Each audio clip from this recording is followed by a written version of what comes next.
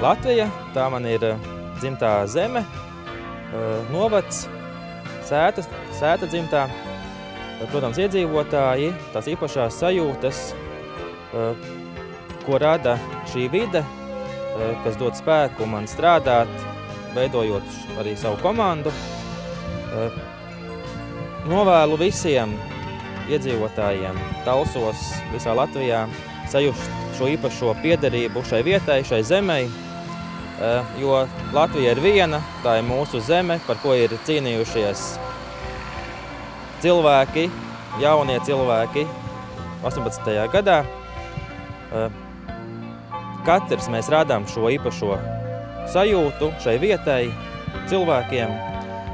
Novēlu katram spēt rast šīs izjūtas un nodot to arī apkārtējiem līdzcilvēkiem. Novēlu visiem Talsumvada ļaudīm, visiem iedzīvotājiem priecīgus šos svētkus.